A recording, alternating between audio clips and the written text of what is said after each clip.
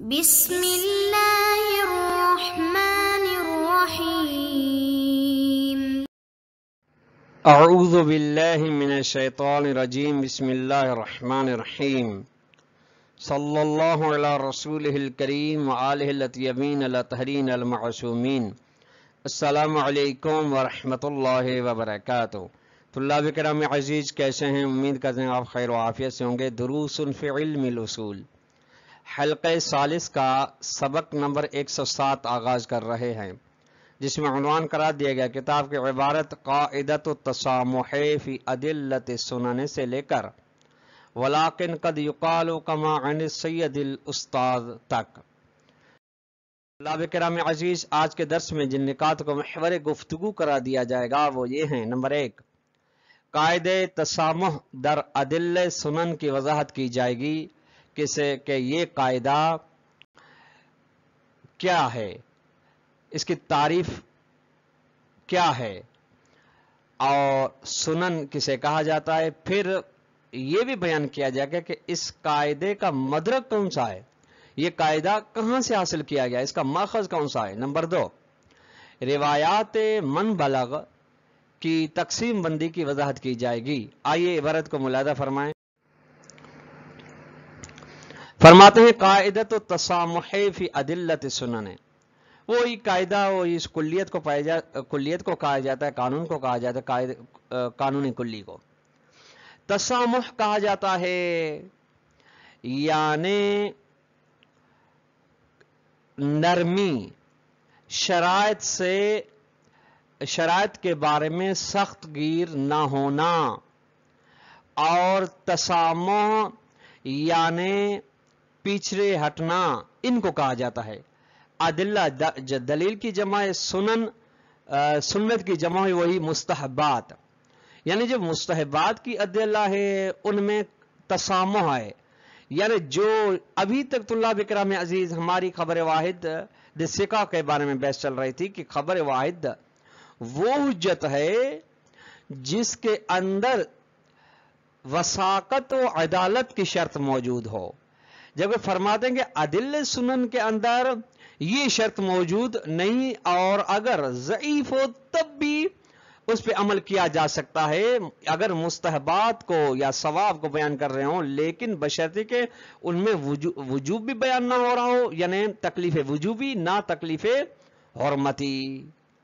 ذکرنا، ہم ذکر کر کے آئیں کہ ان موضوع الحجیت لیس مطلق الخبر، کہ یہاں تک بیان ہو چکا کہ حجیت تعبد شرعی کا موضوع ہر قسم کی خبر نہیں ہے، بل خبر ثقت علی تفصیلات متقدمت، بلکہ حجیت کا موضوع خبر ثقہ ہے ان شرائط و تفصیلات کے مطابق جو بیان ہو گئیں، یعنی خبر بما ہوا خبر کے لیے حجیت کو وضع نہیں کیا جا رہا، شارع اس کے لیے حجیت جعل نہیں کر رہا، بلکہ وہ خبر جو ثقہ ہو، یعنی ثقہ کی شرط کے ساتھ، ٹھیک۔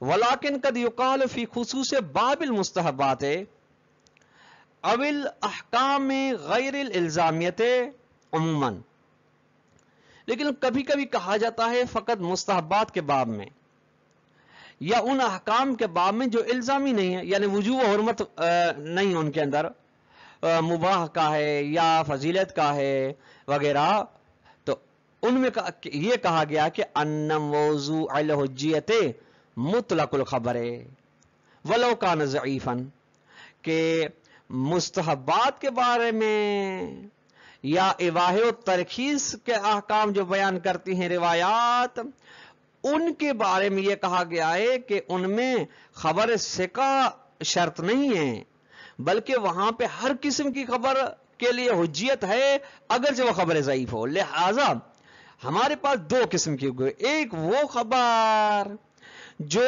تکالیف الزامی یعنی وجوب و حرمت کو بیان کر رہی ہے تو اس کے لیے شرط ہے، تب ہم اس سے تکلیف الزامی کو عکس کر سکتے ہیں، یا دوسرے الفاظ میں تب اس کے لیے حجیت جعل کر سکتے ہیں جب خبر ثقہ ہو، ٹھیک۔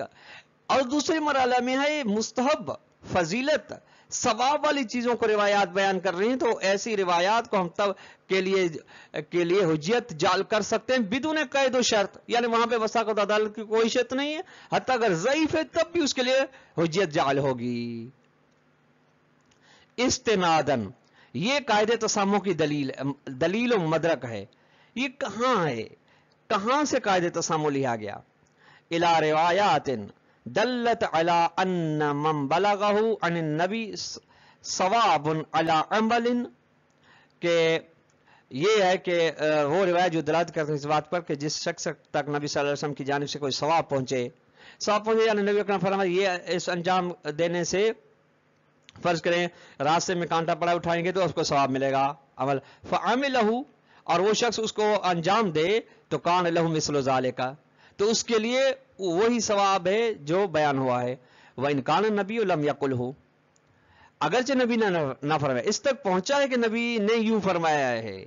واقع و واقعیت میں اگرچہ نبی نے نہ فرمایا لیکن اس نے چونکہ یہ کہا کہ چونکہ نبی کی جانب سے، نبی کی نسبت سے یہ بات مجھ تک پہنچی ہے لہذا پہنچیے، لہذا میں اس کو انجام دیتا ہوں، کانٹا اٹھا لیتا ہوں اور وغیرہ جو دیگر اچھے ثواب والے کام ہیں۔ تو فرماتے ہیں یہ روایات، ان کو کہا جاتا ہے روایات من بلغ، ان میں سے ایک حدیث کو یہاں پہ پیش کیا جاتا ہے کہ صحیحت ہشام بن سالم عن ابی عبداللہ علیہ السلام، جس طریقے سے ہشام بن سالم کی صحیح روایت ہے، صحیح سند روایت ہے امام صادق علیہ السلام، اس میں قال، وہ کہتا ہے من سمع شیئا من الثواب علی شیء، جو بھی کسی بھی چیز کے بارے میں کسی ثواب کو سنے فصنعہ، اور اس کام کو، اس فعل کو انجام دے تو کان لہو اجرہ، تو اس کے لیے اسی چیز کا اجر ہے، وَإِن لَمْ يَكُنْ عَلَى مَا بَلَغَهُ، اگر جو جس طریقے سے اس تک پہنچی ہے اس طرح سے نہ ہو، یعنی واقعیت میں امام علیہ السلام نے یا نبی صلی اللہ علیہ وسلم نے نہ فرمایا ہو۔ اب وجہ استدلال یوں ہے کہ بِالدَّعْوَى أَنَّ هَذِهِ الرِّوَایَاتِ تَجْعَلُ الْحُجِّیَّةَ لِمُطْلَقِ الْبُلُوغِ فَمَوَارِدِ الاستحباب، یہ روایات حجیت کو قرار دیتی ہیں تمام ان روایات کے لیے، یعنی ہر قسم کے بلوغ کے لیے، بلوغ یعنی بلوغ روایات، لیکن کس میں؟ مستحبات میں، یعنی تکالیف غیر الزامیہ میں، یعنی وجوب حرمت کے علاوہ والے مقام میں۔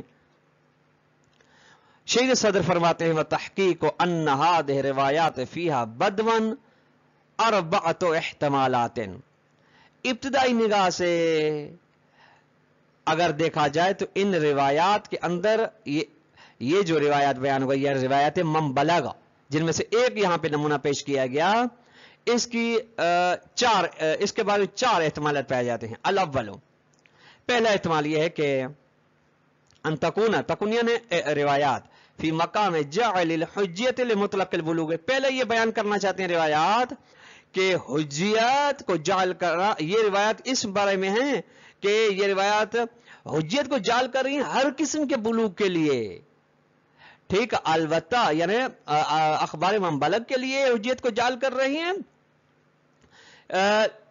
اگرچہ وہ روایات ضعیف ہوں۔ الثانی، نمبر 2 احتمال یہ ہے کہ ان تکون فی مقام انشاء استحبابی واقعی نفسی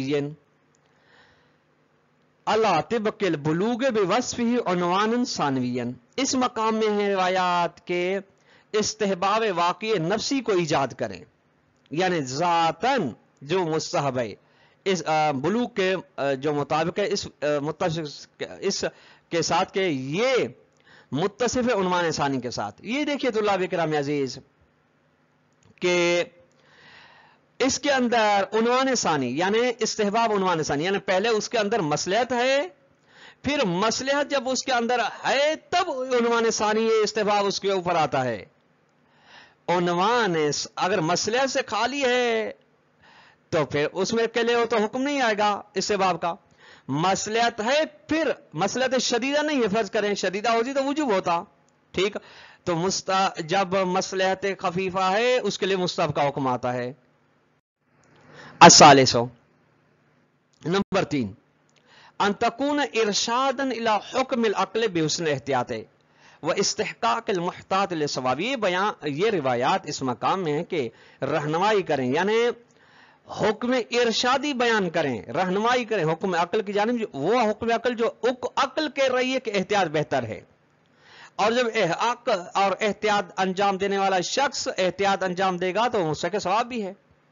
الرابع، نمبر 4، ان تکون وعدا مولویا لمصلحۃ فی نفس الوعد. یہ روایات خود مولوی وعدہ ہیں مولا کی جانب سے اس مصلحت کی بنا پہ جو خود اس وعدے کے اندر ہے، یعنی اس وعدے کے اندر، یعنی اس کے انجام دینے پر ثواب ہے. خود یہ جو خدا نے وعد دیا ہے اس کے اندر خود مصلحت ہے.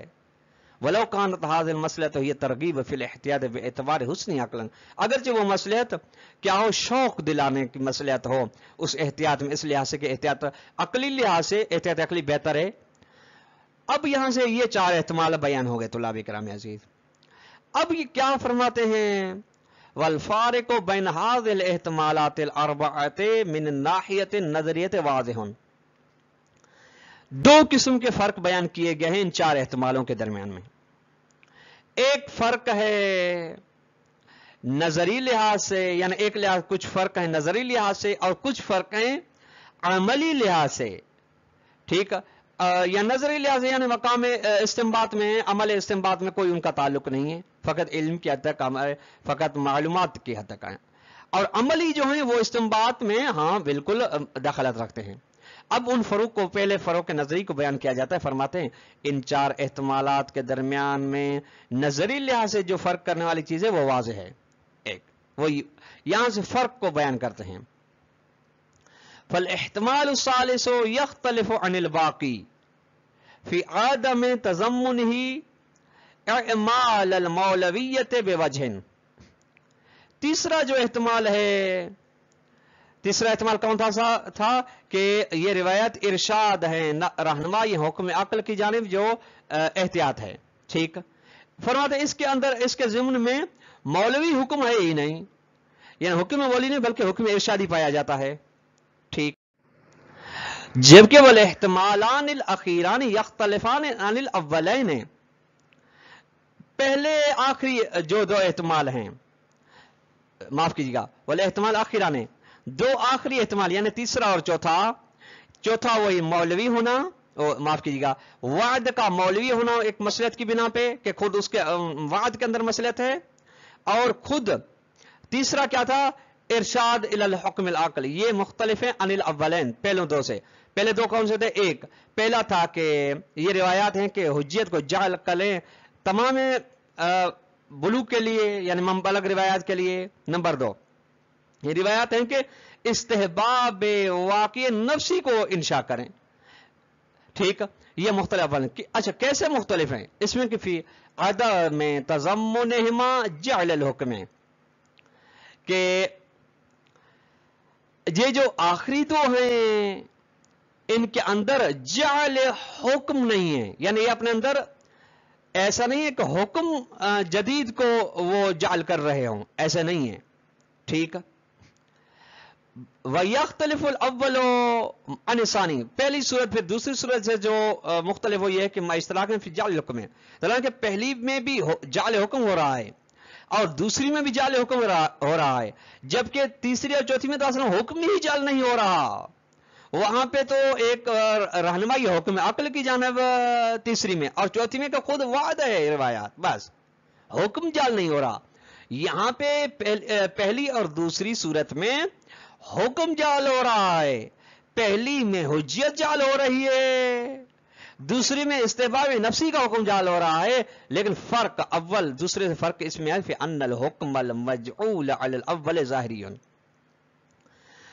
احتمال اول کی بنا پہ جس حکم کو جعل کیا جا رہا ہے وہ حکم ظاہری ہے، وہ یعنی حجت جعل حکم ظاہری ہے. وعلی الثانی واقعی، اور جو استحباب نفسی کا حکم انشاء کیا جا رہا ہے استحباب نفسی واقعی کا، وہ حکم نفسی. یہ فرق ہے. جس طریقے سے خود حکم ظاہری و واقعی میں فرق ہے، اس سے ان میں فرق ہے.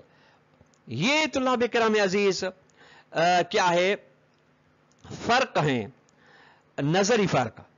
اچھا یہ نظری فرق تو ہو گئے. اگر ہم ان کو خلاصے کے طور پر بیان کریں، نکات کی صورت میں ہم ان کو اگر بیان کریں تو یوں ہو سکتے ہیں کہ احتمال اول، احتمال ثانی اور احتمال رابع کے اندر مولویت ہے. مطلب احتمال اول اور احتمال ثانی میں مولویت کا ہونا واضح ہے، کیونکہ احتمال اول میں احتمال اول اپنے اندر رکھتا ہے کہ حکم یعنی حجت جعل ہو رہی ہے، جبکہ اور احتمال ثانی بھی اسی طرح یعنی استباح واقع نفسی کو جعل کیا جا رہا ہے. لیکن احتمال رابع وعد اگرچہ حکم نہیں ہے لیکن یہ مسئلے سے پیدا ہو رہا ہے، اس میں بھی مولا کی مولیت واضح ہے. لیکن احتمال ثالث میں مولویت ہی نہیں ہے بلکہ ارشاد حکم عقل کی جانب. یہ پہلا نقطہ فرق کے بارے میں. دوسرا نقطہ یہ ہے کہ احتمال ثالث اور رابع مختلف ہیں احتمال اول اور ثانی سے اس بات میں کہ ثالث اور رابع اپنے ضمن میں جعل حکم کو نہیں رکھتے، جبکہ اول اور ثانی اپنے اندر جس طرح کہ واضح بھی ہوا عبارت میں ملحوظ آپ نے ملحوظ نظر رکھا اس میں جعل حکم ہے. احتمال اول میں جعل حجیت ہے اور احتمال ثانی میں جعل استحباب نفسی ہے. آخری نقطہ اگر فرق کے بیان فروق کے طور پہ بیان کیا جائے وہ یہ ہے کہ احتمال اول مختلف احتمال ثانی سے اس بات میں کہ احتمال اول میں جو حکم جعل کیا جا رہا ہے وہ حکم ظاہری ہے یعنی حجیت، لیکن احتمال ثانی میں حکم واقعی جو کہ استحباب نفسی واقعی ہے. وَأَمَّا الْأَثَرُ الْعَمَلِي لِهَذِهِ الْاحْتِمَالَاتِ فَهُوَ واضح. اثر عملی ان احتمالات کے لیے وہ بھی واضح ہے. ٹھیک ہے، غور فرمائے گا، اس کو بیان کر دیں. پہلا یعنی آج میں یہ دو سطروں میں پہلا فرق بیان کیا جا رہا ہے، فرق عملی یعنی عملیت ہے. اس بعد میں کون سا فرق پڑتا ہے، باقی بعد والے 10 میں فروق آئیں گے. فرماتا یہ ممکن ہے کہ فقیہ کے لیے ممکن ہے، مجتہد کے لیے ممکن ہے کہ استنباط کا معاف کیجیے گا استحباب کا فتویٰ دے پہلے اور دوسرے احتمال کی بنا پہ، لیکن یہ فتویٰ استحباب ثالث اور رابع احتمال کی بنا پر نہیں دے سکتا. کیوں؟ اس کی وجہ یوں ہے کہ احتمال ثانی کی بنا پر واضح ہے، کیونکہ کسی بھی فعل پر ثابت کا ثواب کا ملنا سبب ہے اس چیز کا کہ وہ فعل متصف ہے مصلحت کے ساتھ، اور یہ مصلحت ہے جو استحباب کا تقاضا کر رہی ہے. ٹھیک، جبکہ احتمال اول کی بنا پر چونکہ خبر ضعیف حجت ہے اخبار منبلغ میں، بس اس کا مقصد یہ کہ فعل مستحب ہے. اذ لا یبرر الاحتمالان الاول اخیرا الافتاء بالاستحباب. چونکہ دو آخری یعنی تیسرا اور چوتھا جو احتمال ہے وہ مقام اول میں فقیہ و مجتہد کے لیے یہ جائز قرار نہیں دیتے کہ استحباب کا فتویٰ دیا جائے. بینما دلانا کہ یبرر الاحتمالان الاولان ذالک یعنی الافتاء بالاستحباب، یہ پہلا اور دوسرا احتمال جو ہے یہ بالکل جائز قرار دیتے ہیں کہ فقیہ مقام عمل میں استحباب کا فتویٰ دے سکے، اور یہی ایک پہلا عملی فائدہ اور عملی ثمرہ ہے ان چار احتمالات کے درمیان. تو طلاب کرام عزیز، آج کا درس اپنے اختتام کو پہنچا. والسلام علیکم ورحمۃ اللہ وبرکاتہ.